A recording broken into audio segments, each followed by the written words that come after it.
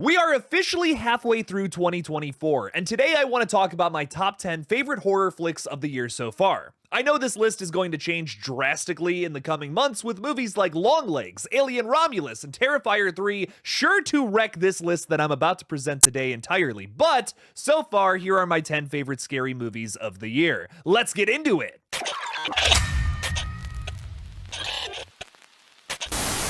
Before we dive into this top 10 list, I'd like to thank the wonderful patrons that support this page. Without all of you wonderful folks, I wouldn't be able to continue doing this goofy little channel. Please consider signing up for my Patreon today by clicking on the link in the description below or by pressing the join button on this page. Thank you all again, and now let's get into the rankings. Tim Burton fans should really perk their ears up for this first entry. Lisa Frankenstein is a criminally underrated horror comedy from this year that wasn't perfect, but captured nostalgia for a very specific brand of 80s movies. If you love flicks like Edward Scissorhands or Beetlejuice, you'll probably like Lisa. Again, this flick may not be at the same level of those two creepy classics, but it manages to capture the tone well, with a wild roller coaster plotline. One of the strongest elements of this flick is its titular character played by the ecstatic Catherine Newton. Newton is at her best in horror comedy roles such as this. Her performance in Freaky is still my favorite from her, but she rocks here once again, playing a little weirdo, but this time falls in love with the dead guy. She resurrects Cody Martin, Cole Sprouse, and slowly transitions him from rotting corpse to smoking hot hunk. This film flew under the radar, unfortunately, with many fans upset that it didn't do better at the box office. So I won't get too deep into spoilers, but the film's plot mostly revolves around Lisa finding body parts for the fella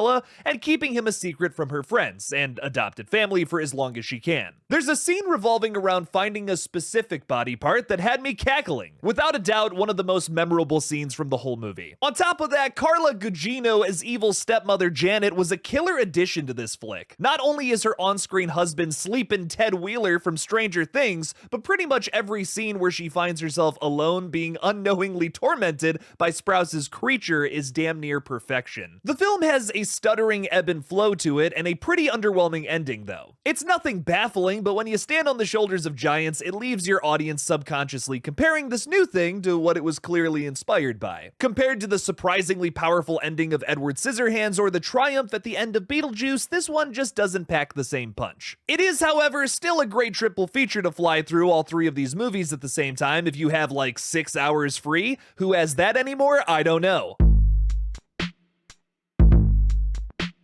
The most recent addition to this list is the possible finale to the X trilogy, Maxine. That's with 3 X's, baby. After taking the weekend to really digest this one, I'm a little disappointed that this film didn't hit the same peaks for me as its two predecessors, X and Pearl, but that doesn't mean it sucks. Ty West took a completely different approach with this film, getting right into the action and losing his typical slow burn feel. There are certainly some elements of his own style here, but it feels underdeveloped, especially compared to the rest of his catalog. The strengths of Maxine lie in its lead and shocking moments. Mia Goth gives an electric performance that showcases a new side of Maxine Minx. After watching X like 20 times, I realize I'm not as into her protagonist character as much until the third act, when she turns into a badass, but before that, it's her performance as Old Pearl that captivates me the most. Here, Maxine really gets more fleshed out, seeing how her trauma has made her self-sufficient. I'm actively rooting for the character despite the fact that she definitely makes some chaotic evil decisions here that are just downright devious. And there are shocking moments galore in Maxine, if it's the stomp or a certain character's Giallo-style kill. Really trying hard not to spoil anything here, but Dario Argento would be so proud. I genuinely can't decide which movie has the best score either among the three. There are some neo-noir style chase sequences in this flick that feature some absolute bops, but Pearl's early cinema-inspired score is iconic. The score in X is chilling as well, featuring some spine-tingling vocals and a cover of Wee Wee Marie that almost feels in the style of Portishead. Any fans of Portishead out there, or is that too obscure of a reference? Dummy is a masterpiece, go listen to it. The biggest problem Maxine faces is that it's unwilling to pick a subgenre. Sometimes it's setting itself up as a giallo murder mystery, other times it's trying to be Maxine's dark coming-of-age story. It feels neo-noir at times too, but all of these things feel underdeveloped because this movie is so stuffed. There's a downright disappointing reveal at the end of this flick that left me questioning the decision overall, and I never felt as if the excessive ending was deserved. It still manages to be an over-the-top rocker from start to about the second act break.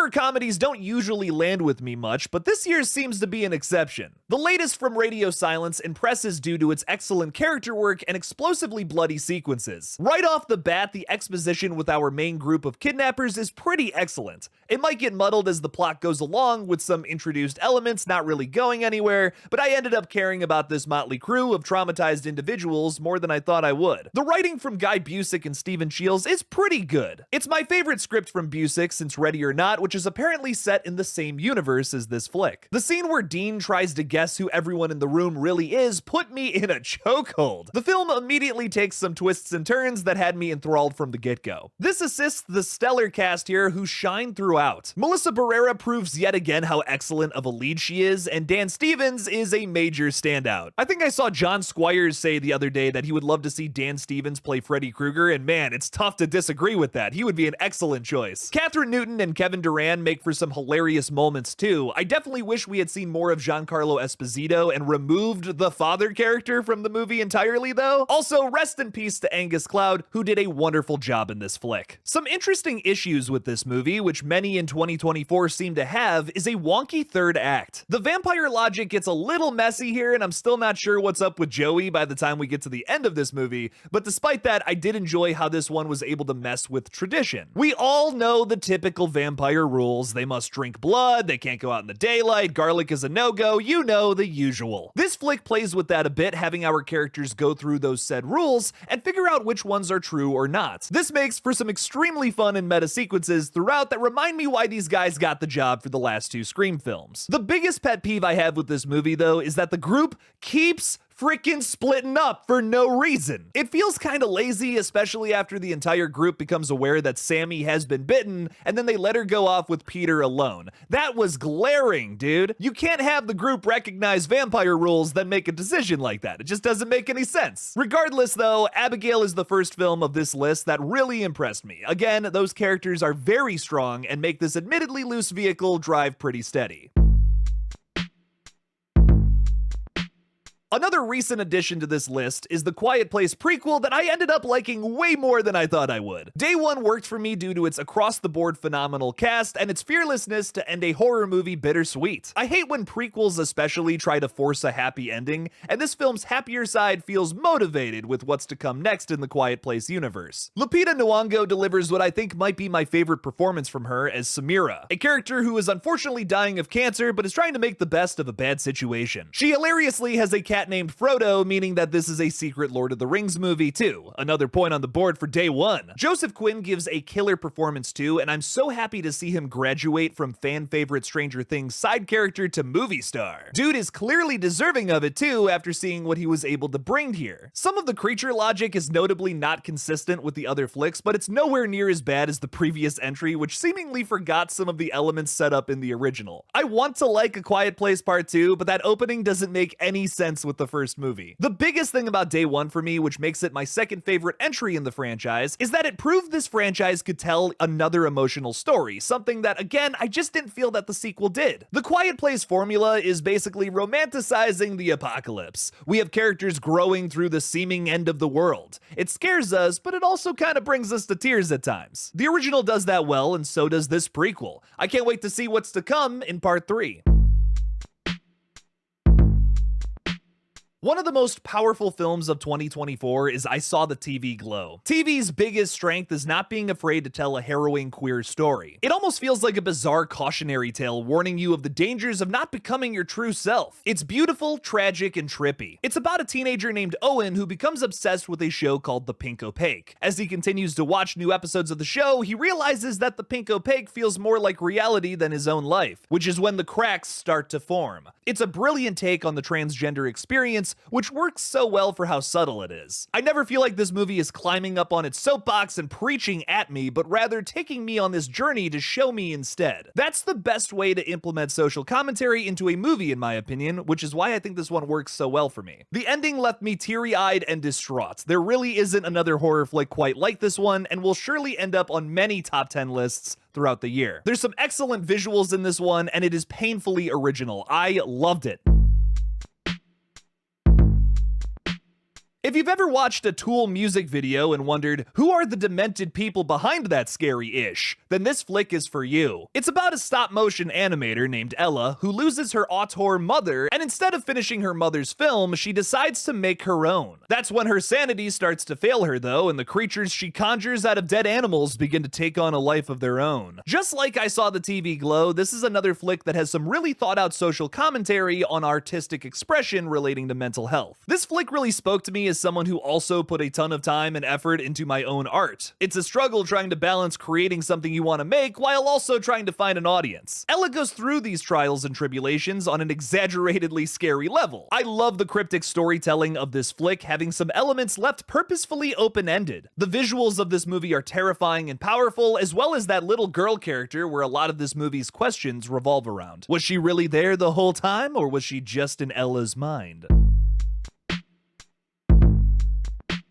Late Night with the Devil is a weird one that certainly isn't for everyone, but it worked for me on many levels. Late Night is about a talk show host named Jack Delroy who has recently lost his wife and has a strange relationship with a certain cult. To boost his middling ratings, he plans a ton of surprises for a Halloween show that goes horribly awry. After creating this list today, I'm realizing how important a good cast is to me when it comes to horror movies. And let me tell you, it's no different here. David Dastmalchian captures the late night talk show host vibes very well while also adding his own flair to the character. Jack Delroy is kind of like if Johnny Carson sold his soul to the devil. I love that David plays the character so differently in between the live broadcast and behind the scenes moments that push this fast-paced story forward, adding intrigue as well. We see him trying to stay calm as the show goes back on, but he pushes his "the show must go on" agenda forward with each commercial break. You can't take your eyes off the screen half the time with this flow. Ian Bliss is so blunt as Carmichael Haig, and Ingrid Torelli pretty much steals the show once she comes on. Everything that happens with her character during the broadcast is like the highlight of the entire movie. The possession scene and the events that follow are some of the best visuals in horror all year. My only real issue with Late Night is its third act that abandons this killer flow the movie has throughout the majority of its runtime, and then becomes a bit too abstract for my liking. I get what the creatives were trying to do here in this third act, but I just wish we didn't have to lose that fun flow from the first two to really get that point across about our shady host. Besides that one style choice, however, Late Night is without a doubt part of 2024's gold standard.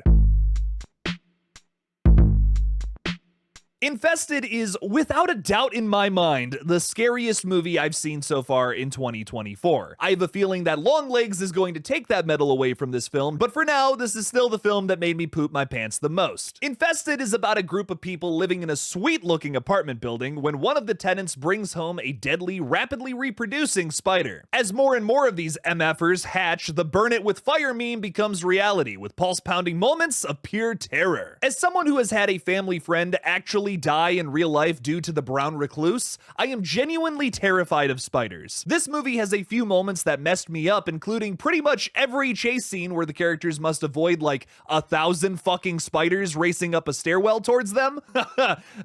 Nope. Not only will this movie terrify bug haters, it also makes you care about its characters. There I am with the characters again. It's just so important to me. They all seem like one big family struggling to make a living in their cramped apartments. There are some emotional moments, especially towards the end, that I felt were a little forced, but it had me in the first half introducing these noteworthy characters. The movie also features a pretty rushed ending with a lackluster climax, but the journey of this movie is what I appreciate the most about it. It's no wonder that writer-director Sebastian Vianichek was recently announced to helm the next Evil Dead flick, with how nerve-wracking this one was from start to finish. I'm not surprised that this film impressed Sam Raimi so much with its effective moments and interesting characters. I hope Sebastian can bring that same energy to the Evil Dead franchise here soon.